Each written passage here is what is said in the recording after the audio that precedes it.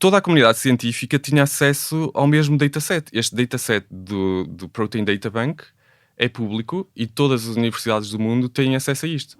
Se os simuladores numéricos que tiveres disponíveis forem suficientemente bons, tu podias à partida gerar dados infinitos e com qualidade quase infinita, não é? Não tenho assim especialmente inside info, mas esse exemplo que deste do AlphaCell é um exemplo, digamos, público da Isomorphic Labs, que é esta spin-off da DeepMind, em que eles têm a ambição de conseguir modelar basicamente ao nível de uma célula. Olá, o meu nome é José Maria Pimentel e este é o 45 Graus, agora na rede podcast do Expresso. Apesar de já ter falado muito de inteligência artificial aqui no podcast, ainda não tinha explorado um tema que tem dado muito que falar. O impacto que ela está a ter, e vai continuar a ter, na descoberta científica. Os novos modelos de Deep Learning estão a revolucionar a ciência em várias áreas, desde a biologia, a física, meteorologia, engenharia de materiais. Este impacto da inteligência artificial faz sentido, na verdade, porque se nós olharmos para trás, os períodos de grande progresso na ciência estiveram sempre associados a novas tecnologias que vieram abrir novas fronteiras inexploradas em várias áreas. E, portanto, isto está a acontecer neste momento e vai continuar a acontecer no futuro. E dificilmente poderia ter melhor pessoa para falar do tema do que o convidado de hoje.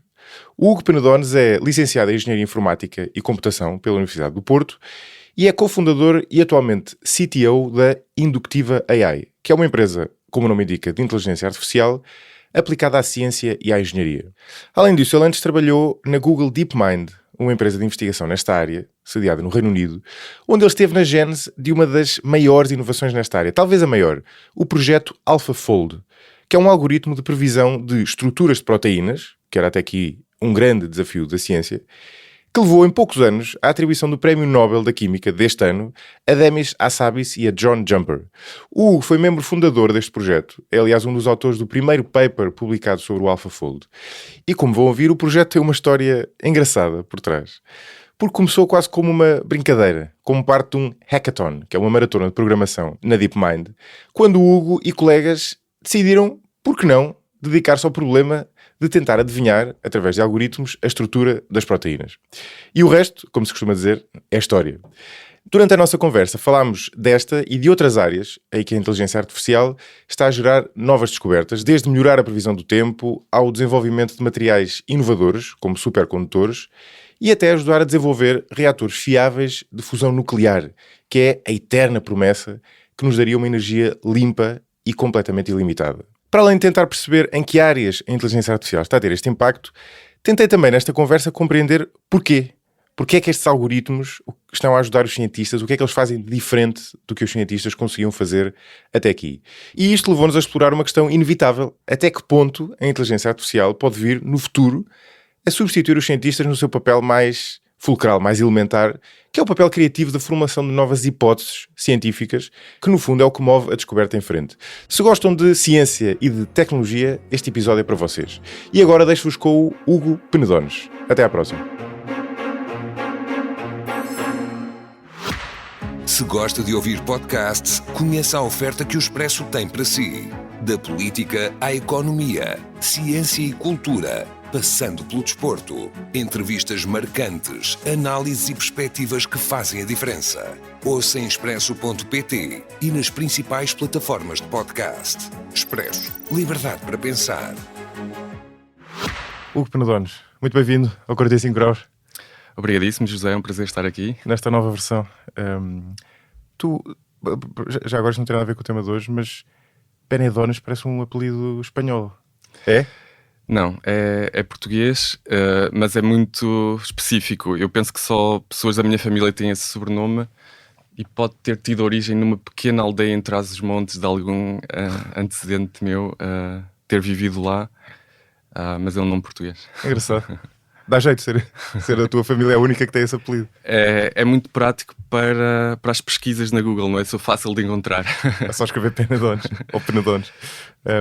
Bom, olha, nós vamos falar de inteligência artificial na ciência, que é um tema que eu ainda não abordei diretamente aqui no podcast, embora já tenha falado muito de inteligência artificial, sendo que, na verdade, um dos enormes impactos que a inteligência artificial está a ter é precisamente na ciência, ou seja, nas descobertas científicas. Eu acho que se calhar ainda não é muito conhecido, começou a ser conhecido este ano porque houve basicamente quase 2/3 prémios Nobel que foram para esta área, mas ainda é uma área que está a emergir, com a qual tu tiveste um contacto muito direto logo de início, na DeepMind e com o projeto do AlphaFold ligado às proteínas, já lá vamos, e que deu depois origem a um prémio Nobel, e agora na tua empresa na Indutiva. Mas antes disso, explica-me, e a quem está a ouvir, o que é exatamente inteligência artificial para a ciência e o que é que tem sido feito nesta área. Exatamente. Então, a inteligência artificial é uma área de investigação com tradição já bastante antiga, não é? Tem, se calhar, pelo menos 8 décadas já vem dos tempos do Alan Turing, ali na década de 1940, e inicialmente relacionava-se com a questão de será que conseguimos ter máquinas, computadores, que replicam algumas destas propriedades que os humanos e os animais também demonstram que, por enquanto, ainda não, sobretudo na altura, não se tinha conseguido replicar por máquinas. E essas capacidades são ligadas, por exemplo, à percepção visual, não é? Perceber o mundo à nossa volta, à percepção, à compreensão do som e da linguagem, e também à capacidade motora, não é? De conseguirmos locomotora. Pronto, isso era o Holy Grail, não é? O grande objetivo da inteligência artificial, conseguir ter máquinas ou até robôs que estejam mais assim num espaço físico, que tenham essas características. Mas nós, como humanos, também usamos a nossa capacidade cognitiva para outros processos um bocadinho mais elaborados, como, por exemplo, fazer ciência, não é? Ou descobrir mais coisas sobre o mundo. Sim, um bocadinho mais elaborado. E então, agora, mais recentemente, começa a haver muito interesse em aplicar estes mesmos métodos de inteligência artificial, que inicialmente se calhar foram desenvolvidos, lá está, para fazer, sei lá, reconhecimento de objetos ou geração de fala, não é? Para problemas científicos. Por exemplo, o exemplo que mencionaste num projeto que eu trabalhei, que foi o AlphaFold, era um problema de biologia, ou seja, perceber qual era a estrutura das proteínas, ou seja, dada uma sequência de aminoácidos, conseguir prever a sua estrutura tridimensional, que é isto que vai determinar a função que esta proteína tem no corpo. Por exemplo, há proteínas especializadas no transporte de moléculas, por exemplo, a hemoglobina. Há proteínas especializadas que fazem parte do sistema imunitário, por exemplo, os anticorpos são proteínas, ou enzimas. Enzimas ajudam na catálise de novas reações químicas. Sim. Na verdade é quase tudo proteínas. É quase tudo proteínas. Então, a partir do mesmo alfabeto básico de aminoácidos, que só existem 20 ou 21 diferentes, da maneira como são encadeados numa sequência longa de aminoácidos, pode dar origem a proteínas com estruturas diferentes e que vão ter funções radicalmente diferentes nas células. E isso desculpa interromper-te, isso é um tema engraçado porque as proteínas, como tu estavas a dizer, são quase a matéria-prima da vida complexa, não é? Ou seja, o nosso corpo, no fundo, quase todas as funções, ou todas as funções têm por base proteínas. E uma especificidade das proteínas, que eu acho que é relativamente pouco conhecida, quer dizer, por quem está fora do meio, é que elas são tridimensionais e a maneira como elas estão construídas, como elas se dobram, não é? Daí o nome AlphaFold, é fundamental para a função que elas têm. Não é? E o desafio que existia aí, se eu entendo, é que tu até aqui não conseguias prever, ou previas de uma maneira muito limitada, a estrutura que as proteínas tinham, conhecendo só os aminoácidos, portanto as moléculas complexas que estavam na sua base. Era isso, basicamente, não é? Exatamente. Não se sabia a partir da sequência de aminoácidos, que podemos imaginar como sendo uma sequência de letras, prever qual seria a sua estrutura dimensional, ou seja, as coordenadas de todos os átomos envolvidos. O único método que existia era determinar isso experimentalmente, ou seja, em laboratório, mas isto é um processo lento e caro. Tentativa e erro. E então, durante algumas décadas, a comunidade científica foi acumulando uma base de dados, chama-se o Protein Data Bank, onde foram angariando estes resultados experimentais. Okay, para esta proteína, com esta sequência, a estrutura que se foi determinada experimentalmente foi esta. E tem lá as coordenadas de todos os átomos, etc. Mas isto foi feito para algumas dezenas de milhares de proteínas durante várias décadas. décadas, mas o número de sequências de proteínas conhecidas em células de seres vivos era mais da ordem dos 2 milhões. Ou seja, havia muitas proteínas para as quais a estrutura não era conhecida e para a qual não havia nenhum método computacional que fosse suficientemente preciso para fazer essa previsão com um nível semelhante ao que seria obtido experimentalmente. Até que finalmente o AlphaFold, em particular a segunda versão, o AlphaFold 2, conseguiu começar a fazer previsões com um nível de accuracy muito próximo da experiência em laboratório. E antes de irmos ao como é que isto foi feito, qual é a vantagem de ter acesso a este conhecimento? Ou seja, porque é que nós precisamos de saber, de conseguir prever a estrutura das proteínas com base nos aminoácidos? Que problemas é que isso está a permitir resolver ou vai permitir resolver? Pode acabar por ter várias aplicações, incluindo no desenho de novos fármacos para curar doenças, em particular com estas versões mais recentes em que, para além da previsão da estrutura da proteína, se começa a conseguir prever como é que ela interage com outras biomoléculas, seja DNA ou RNA ou uma pequena molécula de um fármaco que se está a tentar ver se se liga com essa proteína. Ou seja, este AlphaFold 2 já foi bastante importante só para permitir que a comunidade científica, todos os biólogos, tenham acesso a isto e possam construir mais conhecimento por cima, mas em particular nas aplicações que podem ter relevância para a saúde humana, por exemplo, o desenho de novos fármacos, exige este passo ainda adicional de saber como é que elas interagem, ou seja, não é só aquela visão estática da estrutura, é ver como é que ela se liga com outras moléculas e como é que interagem. Não? Seja com outras moléculas do corpo, seja com fármacos. Né? Sim, exatamente. E aliás, há uma série de doenças neurodegenerativas, por exemplo, que têm que ver precisamente com a acumulação de determinado tipo de proteína numa zona do cérebro. Eu presumo que seja fundamental tu perceberes exatamente como é que são essas proteínas e como é que elas interagem depois com tratamentos potenciais, né? Basicamente. A tendência atual tem sido uma certa digitalização também deste mundo físico, não é? Ou seja, a partir do momento em que nós conseguirmos gradualmente simular o comportamento destas moléculas, destas macromoléculas orgânicas, de modo muito mais rápido e controlado num computador, vai acelerar muito o processo por comparação a um processo experimental no laboratório que pode demorar semanas ou meses, ou num desenho de novo fármaco pode ser um processo que demora anos, não é? Sim.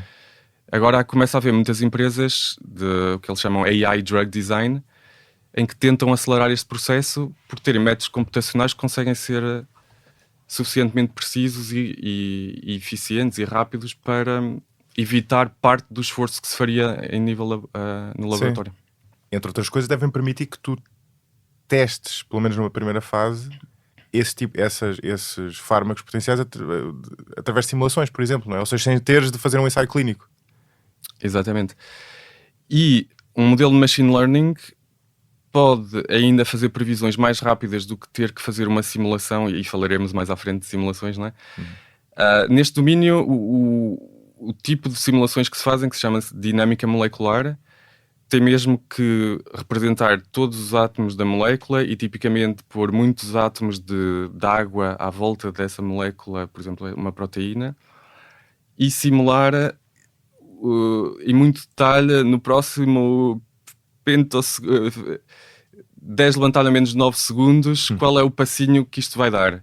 Então estas simulações tipicamente são muito, muito pesadas. Os métodos de machine learning podem ajudar a fazer previsões muito mais rápidas sem ter que fazer uma simulação da dinâmica temporal toda, permitindo que se faça uma triagem inicial dos fármacos mais promissores, para depois, se tivesse que se fazer simulações mais pesadas e com mais precisão, já se faça sobre um número mais reduzido das coisas mais promissoras. E só a partir daí também se passa para o próximo nível de fazer in vitro, ou seja, fazer no laboratório e depois testes em animais, humanos, etc.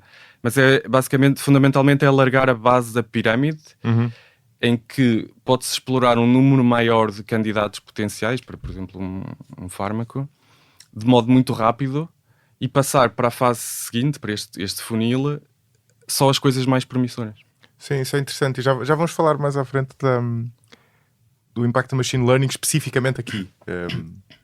Mas eu neste caso, eu acho que é interessante, depois vamos falar também de outros casos, mas no caso do AlphaFold, até porque tu estiveste envolvido de início, já lá vamos, perceber como é que funcionou, como é que funcionava e funciona este modelo, né? O modelo de inteligência artificial que está por trás do AlphaFold, como é que compara, por exemplo, com os modelos que hoje em dia estão na cabeça de toda a gente, os chamados Large Language Models, né, os LLMs, como o ChatGPT, o Claude, o Gemini e afins.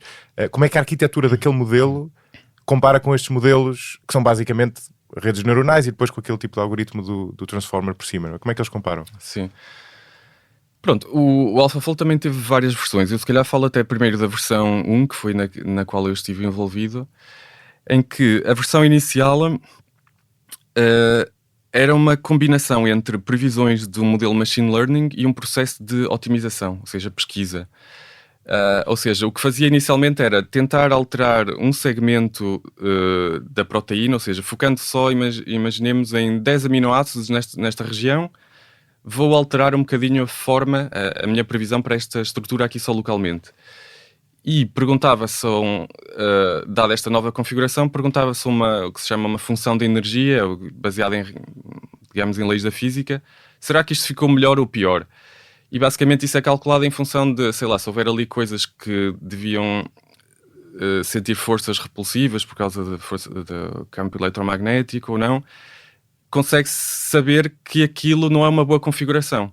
Ou seja, é instável. Exato, é difícil encontrar a boa configuração, mas não é assim tão difícil avaliar a energia. Isso pode-se calcular. Ok. Então, é por isso que pode ser visto inicialmente como um processo de otimização. Só tenho que ir alterando gradualmente a forma da proteína para ir encontrar a configuração de energia mínima. O problema é que isto é super combinatorial. As formas possíveis que eu posso dar daqueles ângulos todos entre aminoácidos é tão grande que por um processo um bocadinho ingênuo de pesquisa é quase impossível. Então, a primeira versão do AlphaFold foi um bocadinho inspirada pelo sucesso anterior até do AlphaGo, que era para aqueles jogos de estratégia, de tabuleiro. Sim, é um jogo chinês, salvo erro, não é? O Go, Exato. Que foi durante muito tempo era o próximo passo depois de se ter conseguido bater o salvo erro, o Kasparov, né? No xadrez. O Go, como é um jogo mais complexo, era o passo seguinte, e depois o AlphaGo conseguiu ganhar os seres humanos, no fundo. Exatamente. O Go era mais complexo por ter mais um número de jogadas possíveis a cada instante superior ao xadrez, e então a árvore de pesquisa começa a ficar enorme mesmo. Pronto, então a ideia era tentamos ter aqui um modelo de machine learning a informar de modo, digamos, mais inteligente, menos ingênuo, que alterações é que são razoáveis de imaginar. Ok, esta sequência de aminoácidos é mais ou menos parecida a outras que ele viu nos dados de treino, então talvez seja aqui uma forma de uma forma hélice, ou aqui seja mais plana, etc. Mas isto tem a desvantagem de ser um processo mais lento. Tem que estar a fazer constantemente previsões e avaliar se ficou melhor, rejeitar se ficou pior, etc. A grande vantagem no AlphaFold 2 foi que se conseguiu fazer um treino que se chama mais end-to-end, ou seja, a rede neuronal agora conseguia diretamente prever, a partir da sequência de aminoácidos, prever as coordenadas dos átomos todos, sem ter que estar a fazer este processo iterativo de otimização. E alguns dos componentes desta arquitetura da rede neuronal do AlphaFold 2 são parecidos a esses Large Language Models. Por exemplo, tem lá uma coisa parecida a um Transformer. Uhum. Mas também tem coisas mais específicas à biologia. Por exemplo, para além da sequência de aminoácidos, também se passa como input alguma informação que se chama Multiple Sequence Alignment, ou seja, informação de outras sequências de proteínas conhecidas e algumas correlações estatísticas. Basicamente é para saber se aquela proteína tem muitas semelhanças com outras proteínas que se conhecem, de outras células de animais ou de seres vivos, e essa informação também é agregada. E depois há coisas que se exploram na representação em si da proteína, ou seja, nós aqui não estamos a prever a próxima palavra, não é? A previsão que se está a fazer é tipicamente ou todos os ângulos entre cada aminoácido, ou seja, há ali 1 ou 2 graus de liberdade entre cada aminoácido consecutivo e tem que se prever, pode ser representado por um ângulo. Então, quando se faz esse tipo de previsões, que são quantidades mais numéricas ou até aqui, neste caso até mais geométricas, também se podem embutir na rede neuronal que ela tem que respeitar algumas propriedades geométricas, por exemplo, a desigualdade triangular, é uma propriedade matemática, ou algumas... Mas quer dizer o quê? Explica lá. Basicamente quer dizer que a soma de 2 lados de um triângulo é sempre maior ou igual que o comprimento do outro lado que sobra. Ou seja, porque se a soma destes 2 fosse maior do que a aresta que falta, não era um triângulo, não é? Certo, sim. Ou seja, é uma restrição que consegue garantir que está a produzir dados que fazem sentido. É uma restrição geométrica que, se a rede neuronal não tivesse a respeitar, ia prever coisas que estão desconexas, basicamente. Os aminoácidos não iam estar ligados de forma realística. Deixa-me perguntar uma coisa. Este modelo do AlphaFold e outras áreas que nós vamos falar, porque na verdade está a haver imensos progressos em áreas completamente diferentes, desde a química, a física, ao desenho de materiais, áreas, até à previsão do tempo, áreas completamente diferentes. Isto tem a ver com, no fundo, o rasgo de alguém que se dedicou a este projeto e inventou uma maneira nova de o fazer com a tecnologia existente, ou tem a ver com o facto de hoje em dia haver algoritmos da AI, nomeadamente de machine learning, que não havia antes e que permitem fazer este trabalho e, no fundo, interpretar estes dados de uma maneira que não era possível antes? Não, isto exige muita experimentação, ou seja, o AlphaFold foi feito por uma equipa e que foi evoluindo e foi crescendo. No AlphaFold 1 inicialmente éramos 5, 6 pessoas, depois chegou até 10, 15, e no AlphaFold 2, se fores ver a lista dos coautores, acho que é 35, ou seja, é um trabalho, é um projeto grande durante vários anos em que dezenas de pessoas estão a experimentar imensas ideias e a maior parte delas não vão resultar, e algumas vão falhar e vão resultar e vão ser combinadas com outras ideias e fazer um progresso gradual. Ou seja, nós desde o início do projeto íamos medindo uma métrica que basicamente te diz quão boa é a tua previsão atual num conjunto de dados escondidos que não estamos a usar para treinos, e o progresso foi muito gradual, não foi nada miraculoso. Foi tipo, quase semana a semana ir subindo um bocadinho, está melhor 1%. Agora tivemos aqui uma ideia, melhorou a 2%. Porque o que é que isto demonstra? Toda a comunidade científica tinha acesso ao mesmo dataset. Este dataset do Protein Data Bank é público e todas as universidades do mundo têm acesso a isto. E essas arquiteturas de redes neuronais, mesmo os transformers e outras, também eram do conhecimento público. Então porquê é que não houve outro grupo a fazer algo imediatamente com o mesmo sucesso? Mas espera. É porque aquilo exige muito trabalho específico para esse problema. Mas os Transformers é de 2018, salvo erro, é uma 2017, coisa... sim.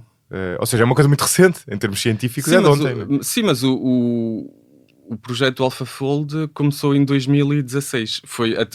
Curiosamente, começou informalmente num projeto de hackathon, em que 2 colegas, juntamente comigo, começamos a brincar com a ideia e depois tornou-se o nosso projeto full-time. Sim. Conta lá essa história, que essa história é muito gira, não é? Ou seja, para quem nos está a ouvir, acho que já ficou claro, não é? Mas tu estiveste envolvido no início deste projeto AlphaFold, que depois veio a dar origem ao Prémio Nobel deste ano, exatamente em reconhecimento do progresso científico que se fez na descoberta da forma das proteínas. E tu tiveste, depois, enfim, foste à tua vida, não é? Mas quando estavas na Google DeepMind, estiveste envolvido no início, mesmo no início do projeto, e és um dos coautores do primeiro paper, salvo erro do primeiro paper, não é? Certo. E isso começou dessa maneira completamente informal, que vocês estavam a fazer um hackathon, que no fundo, para quem está a ouvir, é uma espécie de um jogo de programação, não é? Um desafio de programação, não é? Exato. Nas empresas de tecnologia existe muito este tipo de eventos internos que chamam hackathon, em que durante 3 ou 4 dias se dá liberdade total aos engenheiros ou aos investigadores de escolher um tema de um projeto arbitrário e trabalhar naquilo e fazer depois um pequeno demo, não é? Uma apresentação sobre aquilo. E então houve o meu colega o Rich Evans, que até já tinha trabalhado comigo também na Microsoft anteriormente, e o Marek Barinsky, tivemos esta ideia de trabalhar no problema de protein folding, porque havia um jogo feito pela Universidade de Washington, no grupo do David Baker, que foi o outro laureado com o Prémio Nobel de Química em 2024, em que eles estavam a testar o conceito de gamification do problema de protein folding, ou seja, havia uma interface gráfica em que os humanos podiam ir carregar com o rato no ecrã e alterando a forma da proteína e vendo aquele score, aquela pontuação baseada na tal função de energia, se estava a aumentar ou a diminuir. Era um bocadinho um conceito assim experimental. Será que os humanos conseguem desenvolver intuição para isto e abordar o problema como sendo um jogo? E como a DeepMind tinha tido sucesso nesta área de treinar modelos de machine learning para jogar jogos, inicialmente naquela consola Atari, que tem muitos joguinhos tipo Space Invaders, Montezuma Revenge, etc. E depois no Go, a nós pareceu-nos natural, olha, vamos experimentar aplicar a este jogo que tem por trás um problema científico. Pronto, obviamente durante aqueles 3 dias não se fez nenhuma descoberta científica, nenhum breakthrough, mas gerou suficiente entusiasmo para a liderança da empresa, inclusive o Demis Hassabis e o Mustafa Suleyman, que também era um dos fundadores, a decidirem que nós íamos começar a trabalhar aquilo a tempo inteiro, e juntaram-se mais 2 ou 3 pessoas que tinham trabalhado no AlphaGo ou trabalhado em análise de fala, etc. Sim, ou seja, vocês pegaram nesse jogo que tinha sido desenvolvido para seres humanos, para, no fundo, ir mexendo nos parâmetros e perceber se a forma da proteína era mais estável ou mais instável, não é? Se cumprir essa equação, e vocês meteram a inteligência artificial a fazer isso. Exatamente. Que tem um poder de computação muito maior do que nós, não é? Exatamente. É uma destas ideias que, em retrospectiva, é um bocado óbvio, como todas as boas ideias, não é? Sim, aquilo, depois o AlphaFold 1 e 2, na prática, deixaram de usar esse jogo porque a representação da proteína como, digamos, uma imagem através de todos os seus pixels, que é o que os humanos consomem, para o computador é um bocadinho ineficiente. Há representações muito mais compactas e melhores. Estás a gastar demasiado espaço, não é? Sim. Escusadamente. Escusadamente. Mas foi um bom ponto de arranque para gerar entusiasmo e começar a trabalhar aquilo a sério. Pronto, o que foi também engraçado é que nós não tínhamos experiência nenhuma em biologia, não é? Ou seja, eram pessoas que vinham de... Porque não é a tua área, não é? Exato. O meu background é engenharia informática e computação, e os meus colegas também tinham backgrounds semelhantes. Nós na altura só tivemos aconselhamento de um professor de bioinformática de Londres, da UCL, o David Jones, que basicamente nos deu umas noções básicas sobre o problema e algumas dicas de coisas a evitar, não é? De como fazer uma avaliação rigorosa do nosso sistema, etc. Então, quando surgiu o primeiro resultado público, porque cada 2 anos há uma competição mundial para comparar estes métodos computacionais de previsão de estruturas de proteínas, quando os resultados aí acho que foram, já não me lembro se foi anunciado em 2020 ou foi não, acho que foi já em 2018, já não tenho a certeza. Foi bastante surpreendente para a comunidade científica, porque estávamos ali como um bocadinho os outsiders, não é? Não são biólogos ou bioinformáticos a fazer isto, e obtivemos logo a primeira posição, digamos, nessa competição. E a segunda edição, no AlphaFold 2, a melhoria ainda foi um salto incrível, não é? de performance. Que foi esse salto que depois justificou a atribuição do Prémio Nobel ao Demis Hassabis, que é o CEO da DeepMind, mas também estava envolvido na coordenação deste projeto, e ao John Jumper, que foi, pronto, um dos cientistas, um dos investigadores principais neste projeto. Sim, e o terceiro foi o que tu referiste há bocado. O David Baker, Washington. que é da Universidade de Washington, que estava a trabalhar num problema... Quer dizer, ele trabalha em tudo relacionado com proteomics, mas em particular o Prémio Nobel foi atribuído mais ao progresso que ele fez no problema de protein design. Exato. Que é quase um bocadinho o problema inverso. Exato. Sim. Não, mas explica. Desculpa. Que não tem a ver com prever qual é a forma a partir de uma sequência, tem mais a ver quase com descobrir qual seria a sequência que ia gerar aquela forma desejada. Portanto, se quisermos desenhar uma proteína com uma forma específica que vai ter uma certa função, qual é a sequência de aminoácidos que nós temos que sintetizar para aquilo acontecer? É ao contrário, não é? Enquanto o AlphaFold tens a sequência de aminoácidos, como é que consegues prever a forma da proteína que vai resultar dali? Sim. Esta é uma área engraçada porque é uma área, não sei se isso é o futuro da ciência, uma coisa, aliás, que já falei aqui no 45 graus algumas vezes, mas é uma área ultra interdisciplinar, porque junta, no caso da biologia ou da química, o que lhe quisermos chamar, junta biólogos e, lá está, pessoas de programação, né? que em muitos casos não têm nada a ver com aquela área originalmente. Né?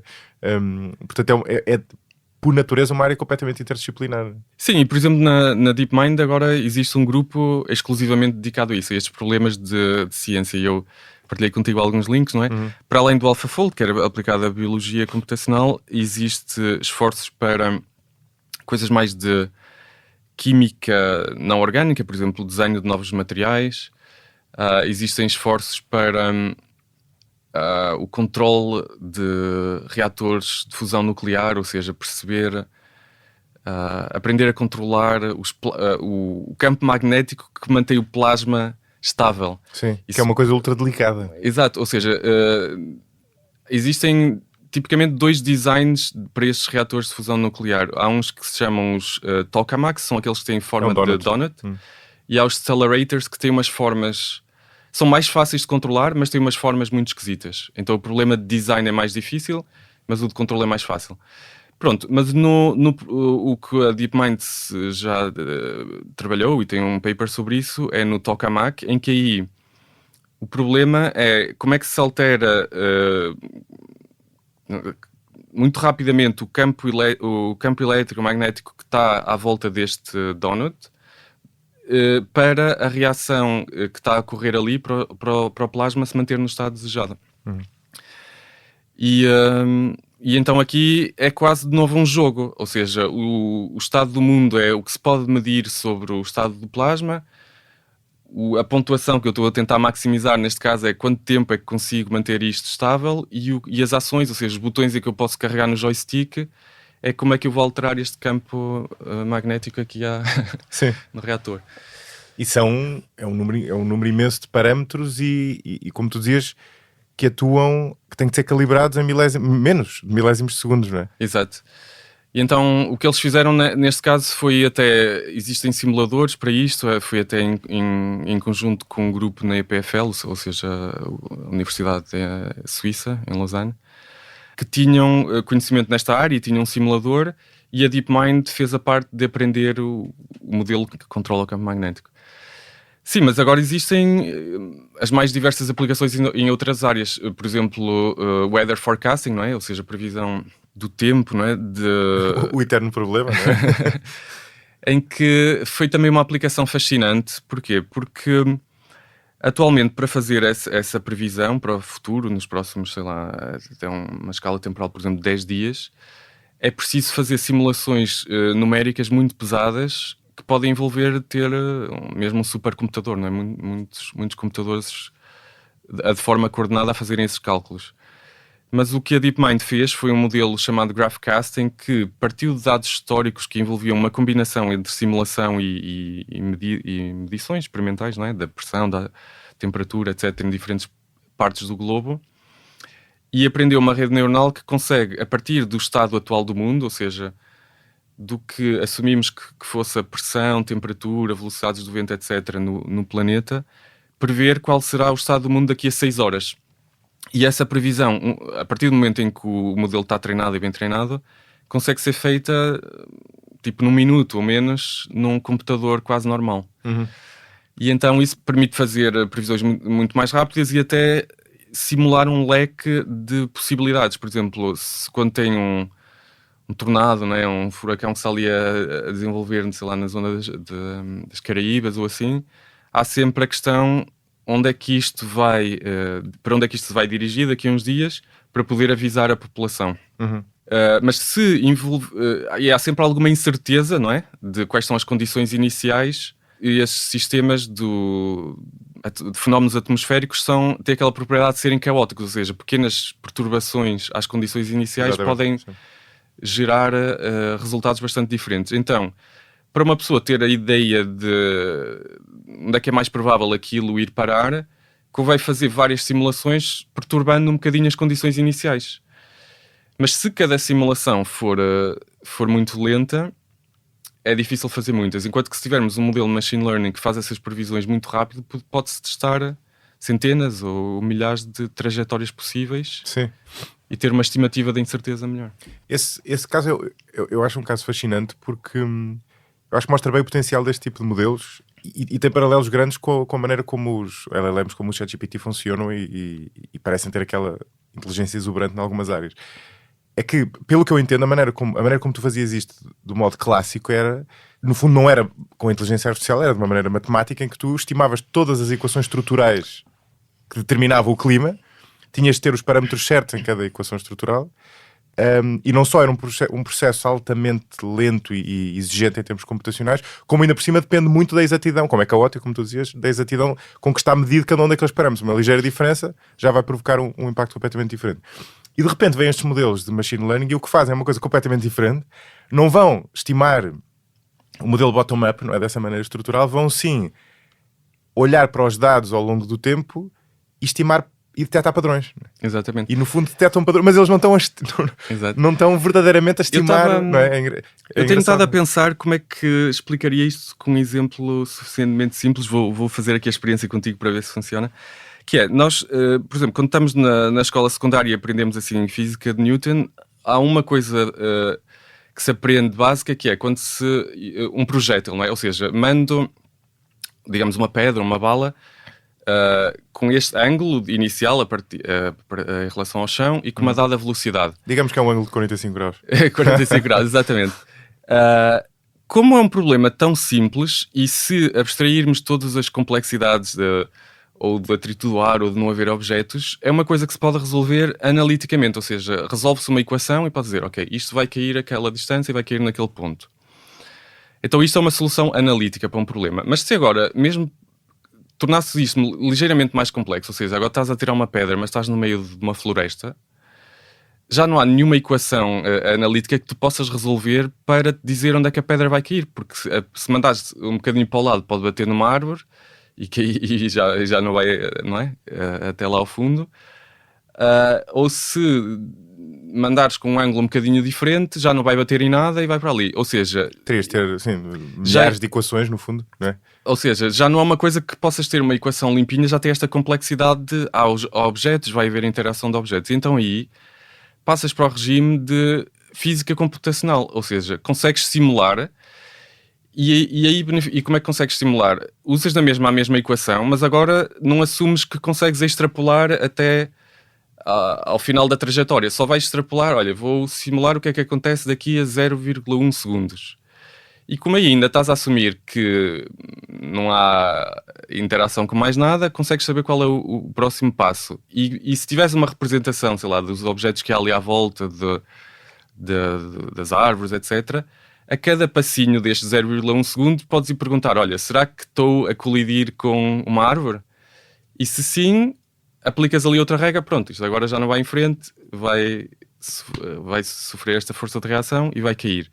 Ou seja, simulação numérica em física envolve usar as mesmas equações, mas estar a dar passinhos pequenos, porque pode haver ali coisas a interagir umas com as outras. Num mundo mais complexo em que já não é só estás a mandar um projétil no vazio, sem atrito, sem obstáculos.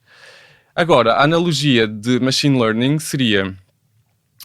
Não sabes as regras das físicas, nem estás a simular passinho a passinho, mas vou-te dar, imagina, 10.000 fotografias de sítios que têm árvores diferentes e uma representação com uma seta diferente de onde é que a pedra saiu e com que velocidade, e tu vais aprender a dar resposta instantaneamente. Exato. E que é muito parecido, enfim, obviamente que eu vejo isto de fora, mas...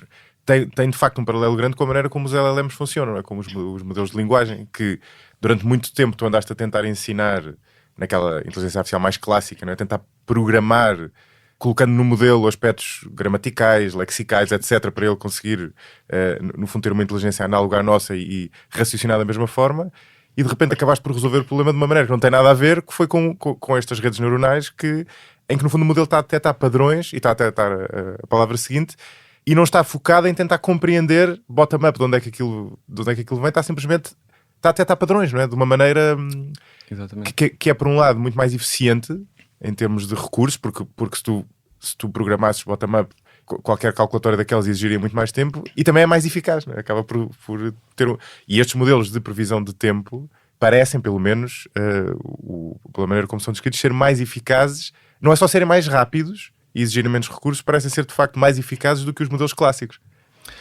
Pode acontecer que sejam. Sim, em ambos os casos, tanto nas LLMs como nestes modelos para a realidade física, são tipicamente treinados por aprendizagem supervisionada, ou seja, dá-se um certo input e garante-se que o modelo está a prever o output certo que era conhecido. No caso da linguagem, isto cria-se um bocadinho artificialmente no que se chama agora aprendizagem autossupervisionada, simplesmente por dizer vou prever a próxima palavra do texto, e então a supervisão vem de graça porque a coisa que eu quero prever é simplesmente o que está a seguir.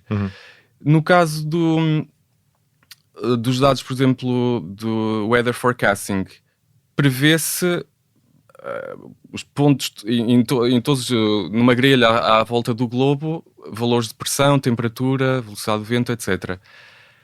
Pode às vezes ficar melhor do que a simulação em si, às vezes até por beneficiar também de dados reais, ou seja, para um modelo de machine learning, sejam dados sintéticos que estamos a passar ou dados reais, experimentais, para o modelo é a mesma coisa, ele vai aprender, não é?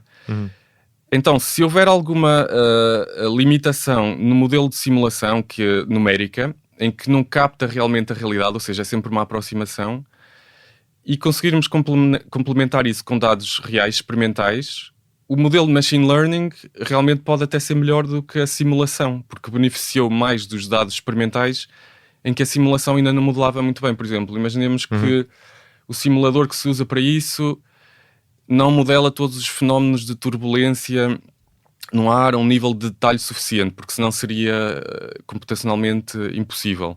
Então, a pessoa que escreve os cientistas que escrevem esse simulador dos fenómenos atmosféricos vão fazer simplificações, vão ignorar, olha, eu só vou modelar cada ponto do espaço tridimensional com um cubo de, sei lá, 1 km por 1 km, lá dentro vou assumir que é uniforme, vou assumir que não há turbulência, etc. Quer dizer que eles estão a fazer simplificações no simulador numérico e que, portanto, não vai simular exatamente a realidade. Mas o modelo machine learning que é treinado a seguir podia combinar tanto os dados numéricos como os dados experimentais da realidade, medições, não é? De balões que estão ali na atmosfera, ou termómetros aí pelo mundo fora, e aprender a combinar isso melhor. E, portanto, é possível que até excedam a... Sim, os artigos no site da DeepMind dizem que sim, mas enfim, são as próprias que estão a dar a notícia, portanto não sei até que ponto é que vai ter-se a de verificar. Outra área em que que há aqui um grande potencial é na detecção de novos materiais, não é? Ou seja, usar estes modelos para detectar novos materiais que são usados hoje em dia em tecnologias de ponta, desde a própria computação até, sei lá, painéis solares, etc. Como é que isto funciona? Porque as notícias dão conta da detecção de, sei lá, milhões de novos materiais potenciais. Claro que depois desse há só uma amostra pequena que pode ter real potencial, não é? Mas fala-se até do potencial de... coisa que eu tinha pedido para explicar, materiais supercondutores, não é? Que é um bocado também o santo grau, não é? A uma temperatura baixa. Como é que isto funciona? Vou só dar aqui a ressalva que, obviamente, eu não sou da área, não é? Eu sou de informática, não sou da área de química ou engenharia de materiais. Mas, basicamente, em química existe este espaço combinatorial de possibilidades enorme, ou seja, cada átomo pode interagir com um conjunto de outros átomos e criar novas moléculas, não é? E então, isto é o número de combinações possíveis para moléculas que poderiam existir e com propriedades diferentes é enorme. Se nós tivéssemos que tentar sintetizar estas moléculas uma a uma para descobrir uma que seja melhor em termos de alguma propriedade que seja desejável, pronto, seria um processo muito lento. A partir do momento em que se tem métodos computacionais para fazer isto, e foi o que a DeepMind também tentou fazer, pode-se acelerar muito esse processo. Em particular, no artigo que eles já publicaram, acho que por enquanto só estão a prever quase uma medida de estabilidade, ou seja, será que este tipo de material é mais ou menos estável, ou seja, não se vai degenerar naturalmente. Mas a extensão natural desta investigação é conseguir prever mais propriedades do material, por exemplo, a sua condutividade. Mas espera, desculpa, antes de dizer isso, explica-me só como é que isto funciona, ou seja, até aqui a ciência funcionava e nós conhecemos vários casos disso, tentando recombinar, lá está, até a nível atómico, para desenvolver novos materiais, né? Quase como uma coisa de tentativa e erro. Porquê é que de repente a inteligência artificial consegue fazer isto a uma escala muito maior? Que dados é que eles usam e como é que eles os tratam para descobrir estes materiais potenciais? Ou seja, basicamente eles testam todas as combinações possíveis e depois vão ver se eles são estáveis ou não? É isso? Exato, e conseguem fazer uma previsão de se é estável ou não. E conseguem, por exemplo, prever qual é uma pequena alteração, não é, a esse material que tenha mais probabilidade de ser estável ou não. E então fica de novo um bocadinho análogo ao problema do AlphaGo, não é? Que é um espaço combinatório de muitas possibilidades. Exato. Em que eu consigo treinar o sistema para dar a coisa um movimento mais provável e mais inteligente para aquele momento, e tenho uma função de avaliação. No jogo do AlphaGo, de Go, por exemplo, é no final quem ganhou ou quem é que perdeu, não é? Aqui teria que se aprender essa função objetivo mais em relação a essa probabilidade. Por exemplo, isto é estável ou não? E tinha que treinar o modelo com bases de dados de materiais já conhecidos, que são estáveis e que não são, para poder conseguir fazer essa previsão. Pronto, mas lá está. Acho que agora a ambição deles é conseguir prever mais propriedades. Um material supercondutor seria um que tem basicamente resistência zero à passagem de eletricidade e que... Pronto, de novo eu não sou da área, mas poderia ter muitas aplicações. Um dos exemplos mencionados às vezes reduz muito o desperdício na transmissão de energia, ou seja, se eu tivesse uma central, acho que o Demis Hassabis estava a dar este exemplo no outro dia, se tivéssemos uma central fotovoltaica no deserto do Saara e quiséssemos transmitir a energia por cabo se calhar para a Europa, há ali muita dissipação de energia porque os cabos vão aquecendo, etc. Que é uma coisa que a pessoa, desculpa, que o leigo não pensa, mas de facto faz sentido. Sim. E o mesmo, pronto, então se tivéssemos materiais ainda por cima se fosse a room temperature, não é? A temperatura ambiente, supercondutores, esse desperdício não aconteceria. E isso aplica-se também, por exemplo, ao desenho de novos computadores, não é? Os data centers aquecem muito, porquê? Porque os computadores todos que estão ali a fazer contas estão a aquecer. Se tivéssemos materiais mais supercondutores que não tivessem a desperdiçar alguma de energia envolvida na computação sob a forma de calor, interessante. Isso também não acontecia. Interessante, sim, sim. Sim, porque aquilo, exato, porque o facto dos computadores de aquecer é a energia que está a ser desperdiçada, não é? Que está a sair exatamente. Ou seja, permitiria poupar energia e, por outro lado, minimizar alguns efeitos secundários dessa energia que é desperdiçada, não é? Como, por exemplo, teres de ter, sei lá, imagino eu, refrigeração desses data centers e afins, não é? Isso é muito interessante. Lá está aqui o número de aplicações potenciais, pelo menos ao dia de hoje, é incrível. Tu há bocado falaste da questão da fusão nuclear. É um tema que eu já abordei aqui no 45 Graus algumas vezes, com o Luís Silva e depois com o Nuno Loureiro. E eu lembro de eles falar exatamente nisso. O desafio, no fundo, o grande desafio, talvez o principal desafio da fusão nuclear, que no fundo, de novo, é outro santo grau, não é? Que é tu teres uma tecnologia limpa com um potencial muito maior do que as tecnologias atuais e completamente limpa. E o grande desafio é tu conseguires suster aquela reação durante um tempo minimamente aceitável, não é? E não consegues porque, basicamente, a reação, aquilo bate nas paredes, não é? Salvo seja, e a reação para.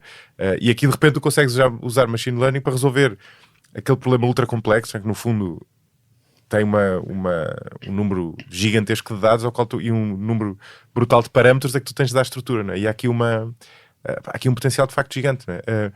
A pergunta que eu me faço é, e acho que imagino não seja a primeira pessoa a fazer essa pergunta, é até que ponto é que estes modelos podem fazer um trabalho análogo ao dos cientistas na parte da causalidade propriamente dita e na parte da formulação de hipóteses, por exemplo. Porque isto tudo que nós estamos a falar trata-se no fundo de resolver problemas a nível de dados. Costuma dizer que o grande desafio da ciência, ou a grande arte da ciência, é fazer a pergunta certa, não é? E portanto, e aliás, foi o que vocês fizeram no caso do AlphaFold, não é? Vocês fizeram a pergunta certa. E se nós testássemos este jogo com estes algoritmos de inteligência artificial? E isso, no fundo, é o que está por trás do progresso científico, não é? Tu achas que estes modelos vão conseguir fazer também a pergunta certa? Ou seja, vão conseguir colocar hipóteses novas para depois serem exploradas? Sim, é uma boa pergunta, mas eu acho que temos que diferenciar. Há muitos tipos também de ciência diferentes, não é? Há esta ciência mais fundamental, mais ligada quase à física teórica, não é? Que é descobrir as leis fundamentais, não é? Quais são as forças básicas e quais são as equações que governam isso. Mas também existe muito este aspecto computacional, ou seja, não adianta saber, ou não é suficiente saber compreender as leis básicas se depois eu não conseguir fazer previsões em tempo útil com elas. E é isso, é um bocado o regime em que estamos, é que, embora já se saibam as leis da mecânica quântica ou da gravitação, há ali uns debates, por exemplo, o meu irmão trabalha nisto, há ali uns debates sobre a unificação destas duas leis fundamentais, etc. Mas no dia-a-dia, para as coisas mais práticas, isso não é tanto uma limitação. O que é uma limitação é, será que eu consigo calcular em tempo útil coisas baseadas nisto? E, por exemplo, voltando ao exemplo dos materiais, envolve ali fenómenos quânticos, mas não conseguimos simular ou fazer previsões computacionais suficientemente rápido para fazer, lá está, a descoberta de materiais para novas baterias ou painéis solares em tempo útil. Então, isso também é ciência, no sentido de ciência computacional. Sim. Ou seja, não vamos estar a descobrir novas leis fundamentais, mas vamos estar a conseguir fazer previsões sobre sistemas maiores, muito mais complexos, em tempo útil. E então a pergunta aí aberta é quase mais do lado de computer science, não é? Qual é o método computacional que consegue fazer isso de modo mais eficiente, com suficiente precisão? Sim. Na questão mesmo de formular hipóteses, se calhar há áreas em que isso é mais claro. Por exemplo, em matemática, provar um teorema, de certo modo, é algo também bastante criativo, porque aquilo pode ter bastantes estratégias diferentes. Basicamente, fundamentalmente, é encontrar um caminho entre os axiomas básicos e aquela proposição, aquela hipótese que estamos a tentar provar, e é encontrar um caminho em que se respeitam pequenas regras lógicas, não é? Porquê é que isto é tão difícil? Porque, de novo, é um espaço de combinatório muito grande. Ou seja, quando alguém lê uma demonstração, especificamente se for um matemático, pode, passo a passo, ir compreendendo e validar que está certa. Mas criá-la de raiz é muito mais difícil. Claro. Ou seja, é muito mais difícil encontrar um caminho num espaço de possibilidades enormes do que depois alguém olhar para o caminho e dizer, sim, o caminho está certo. Exatamente, sim, claro. Que na verdade, este até é um dos grandes problemas em aberto, é um daqueles Millennium Prizes para ciências da computação, é o problema P versus NP, que fundamentalmente é isto, não está provado ainda em ciências da computação se o esforço exigido para encontrar uma solução tem mesmo que ser maior do que o esforço exigido para verificá-la. Mas basicamente toda a gente acredita que sim. Ou seja, a comunidade toda está convencida que efetivamente verificar uma solução é fundamentalmente mais rápido para uma classe de problemas importantes, assim, mais combinatórios, do que encontrar a solução. Mas ainda não há uma prova para isso. É um dos problemas em aberto. Então, quando tu dizes não há uma prova, ou seja, o nosso raciocínio indutivo sugere que é assim porque todos os casos que conhecemos são assim, mas não foi provado ainda que isso é uma lei universal, digamos assim.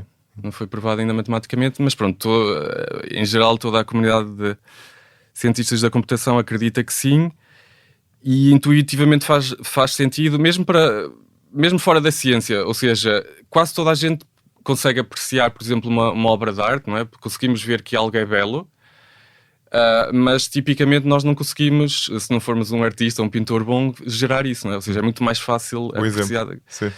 Ou até no desporto, não é? Eu posso ser, entre aspas, um treinador de bancada e ver que o Messi ou o Cristiano Ronaldo são bons a jogar e consigo diferenciar, não é? Ele é melhor do que aquele outro jogador, mas uma coisa diferente é conseguir ser, não é? Esse jogador. E mais do que isso até, porque aí há uma questão técnica e capacidade física que nós não conseguimos controlar. Mas, por exemplo, tu consegues explicar porque é que aquela equipa ganhou o jogo, mas seria muito mais difícil tu ter-te ocorrido aquela tática específica para ganhar o jogo. Exato.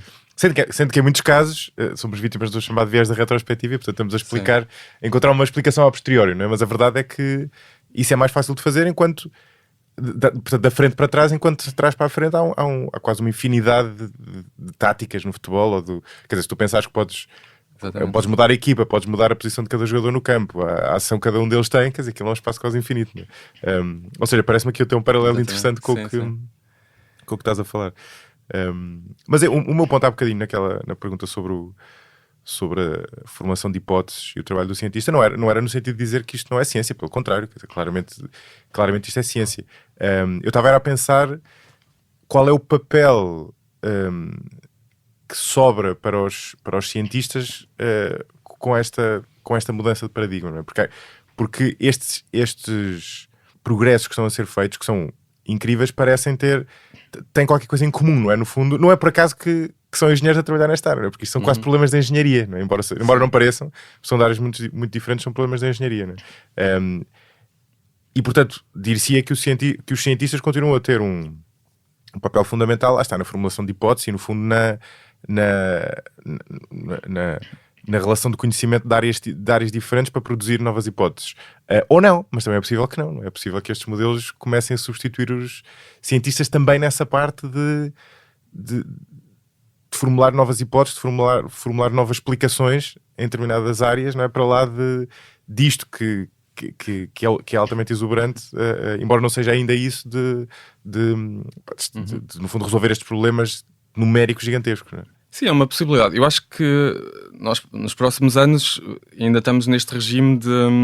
Lá está, o cientista tem o papel principal, não é? Está ali no volante do condutor e estes métodos são, no fundo, ferramentas para se conseguir fazer progresso mais rápido ou para resolver problemas em que é preciso analisar tantos dados em que um humano não ia fazer isso com facilidade.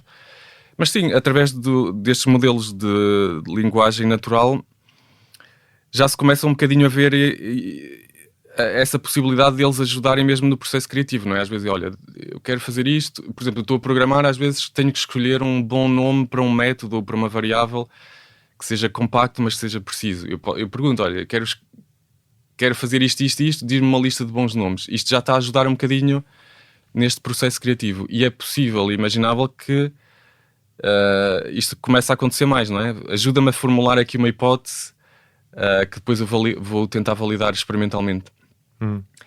Não é garantido quer dizer, não é nada garantido que isto funcionasse bem, no sentido em que se estes modelos forem treinados com um conjunto de dados históricos, pode não ser os dados ideais para ajudá-lo a extrapolar, não é? A criar novas hipóteses. Exato. Mas agora, a nova geração de LLMs, etc., começam a ser nesta linha de integrar também com pesquisa, ou seja, não ser só uma previsão da próxima palavra, mas também ter este processo computacional mais pesado por trás, de novo a analogia ao Go e AlphaGo, de visitar uma árvore de possibilidades e ter uma função à avaliação que lhe diz qual é o trajeto melhor. Aí começa a ser mais natural acreditar que também vão começar a ter esta probabilidade de extrapolar mais, porque este processo de pesquisa é mesmo isso, é tipo quase imaginação, não é? Tipo, o que acontece se eu fizer isto, e algumas destas hipóteses ou destes pensamentos não levam a nada, e há outros que são mais razoáveis. Sim, claro, exatamente. Mas pronto, depois em ciência nós podemos imaginar que isto até se pudesse ligar depois com validação experimental, ou seja, já existe também este santo grau de ter experiências em laboratório quase automatizadas, não é? Que eu agora vou, lá está, fazer uma previsão sobre a proteína que eu devia sintetizar para fazer isto.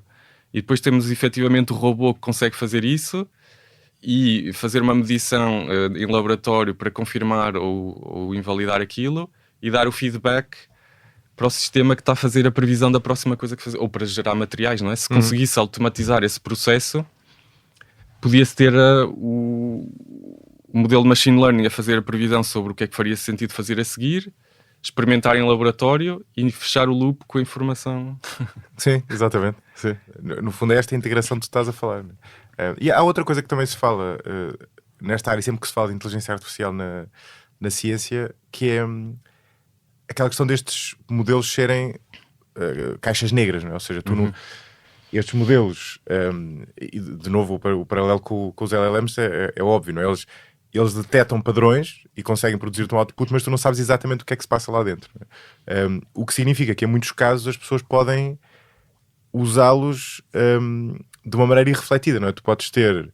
Imagina, há um destes modelos que é muito potente numa determinada área e tu aplica-lo, de repente, numa área diferente, sem saber se ele vai ser igualmente bom naquela área ou não, ou naquele problema mais ou menos parecido. E como tu não consegues ver o que está lá dentro, podes ter muitos cientistas a usá-lo quase automaticamente ou irrefletidamente quando ele na verdade já não está provado que seja bom num problema relativamente próximo, mas que se calhar é diferente num determinado aspecto e ele já não vai ser bom, não é? Sim, pronto, tem que se ter sempre esse cuidado de aplicar um modelo no âmbito para o que ele foi treinado e no âmbito em que ele pode funcionar. Mas às vezes esta dicotomia de os modelos, as redes neuronais serem muito black box, também não é bem assim, não é? Um cérebro humano ainda é uma black box maior, não é? Porque no caso das redes neuronais... É mais black box do que nós às vezes achamos, não é? Há muito que se passa debaixo da superfície. Exatamente, é porque numa rede neuronal nós conseguimos inspecionar e saber exatamente os valores numéricos que estão ali, reproduzir o mesmo output em função dos mesmos inputs mais tarde, conseguimos inspecionar tudo. Num cérebro humano... Isso é um bocadinho o domínio da neurociência, não é? Fazer ressonâncias magnéticas, medir algumas coisas, mas é um nível de detalhe muito mais baixo. Mas o ponto, desculpa interromper-te, o meu paralelo não era com o cérebro humano, é mais com a tal ciência mais clássica feita bottom-up, com as equações em que tu percebes porque é que isto está a resultar naquilo. Né? E estes modelos atuais precisamente são de um tipo diferente, né? Em que tu não tens lá esse esqueleto. Sim, mas é por isso mas se calhar isso não é um problema assim tão grande, atenção, por isso pois, é que eu estou a perguntar. eu acho que não é um problema tão grande porque estes modelos não estão a tentar substituir as equações, ou seja, as equações estão lá, só estão a tentar modelar sistemas muito mais complexos em que, embora nós saibamos as equações, seriam muito difíceis de prever propriedades sobre esse sistema a partir das equações diretamente, não é? Ou seja, foi o que eu disse há bocado, envolve simulação numérica, envolve muito cálculo. É um processo computacional muito pesado. E estes modelos de machine learning estão a aprender quase um atalho, não é? Um atalho computacional para fazer essas previsões mais rápido. Então deixa-me fazer uma pergunta mais concreta. Vamos voltar ao exemplo da meteorologia. Estes modelos novos que seguem, lá está o tal atalho, baseado basicamente em padrões que eles detectam na evolução da temperatura ao longo do tempo e no espaço, informam de alguma maneira os modelos clássicos, ou seja, tu testas estes novos modelos, ou desenvolves estes novos modelos, eles são mais eficientes, são potencialmente também mais eficazes, mas eles podem ser uma caixa negra, não é? Ou tu consegues a partir destes novos modelos também tirar ilações para compreender melhor o próprio fenómeno meteorológico, para além de ter uma previsão mais eficaz, não é? Porque há aqui duas, quer dizer, no fundo a pessoa pode separar a previsão, que é quase resolver um problema prático concreto, da compreensão do sistema, não é? Estes modelos resolvem a previsão, portanto dão-nos o que nós queremos, mas resolvem o problema ou não? Ou seja, dão-nos mais compreensão daquele fenómeno ou não? Assim, não necessariamente, mas acho que isso não é problemático. Tipicamente, lá está, as regras fundamentais da física estão bem compreendidas, não é? Agora, o problema é que quando se fazem métodos computacionais, tipicamente fazem-se simplificações, não é? Não se modela tudo. Claro. Como estava a dizer há bocado, pode-se modelar no dinâmica de fluidos, ignora-se um bocadinho o comportamento da turbulência. Ou se eu tiver a modelar o comportamento do oceano ou a hidrodinâmica de água num rio, se calhar vai haver um modelo para a forma do fundo do leito do rio, mas vai ignorar que de vez em quando aquilo vai abaixo e a terra desmorona-se e há lá um buraco e quê? Ou seja, nem tudo é incorporado nos modelos de simulação numérica, só porque se tivessem que levar tudo em conta, era complexidade demais e não era prático. Então, os modelos de machine learning podem, através da agregação de dados experimentais, aprender indiretamente a não ignorar tanto isso. Imagina, eu estava a falar agora da hidrodinâmica. Se houvesse, imagina que estava a tentar prever alguma coisa aqui no comportamento do rio Tejo, e estou a assumir que o leito tem aquela forma, assim, o fundo do rio é assim. Mas se os dados experimentais não estão bem calibrados, não estão alinhados com o resultado da simulação numérica, é porque há ali outro processo que a simulação numérica não está a levar em conta, não é? E potencialmente o modelo machine learning, mesmo não sabendo o que era, podia conseguir prever isso. Sim, mas não... Só ia trazer conhecimento no sentido de dizer, olha, há realmente ali alguma coisa que nós não estamos a modelar, podemos ter que ir investigar, não é? E ver o que é, para tentarmos incluir nos modelos de simulação numérica. Exato. Mas sim, não seria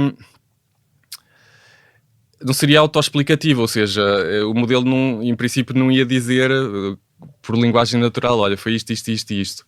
A não ser que fossem agora treinados explicitamente para isso, para ter capacidade introspectiva, não é? Mas isso já tinhas que combinar aqui os modelos de geração de linguagem com a da modelação física. Sim. Olha, e por falar nisso em simulações e a machine learning, eu queria também que falasse um bocadinho da inductiva, que é aquilo que tens dedicado nos últimos anos, e vocês trabalham exatamente nesta área, não é? De simulações numéricas e da aplicação de machine learning a simulações numéricas. Exatamente. Então, a Indutiva é uma startup que nós criamos em 2021, juntamente com o meu sócio, o Luís Sarmento, e a Clara Gonçalves. E desde o início, por causa inicialmente da minha experiência no AlphaFold, tivemos o interesse desta área de AI for Science, não é?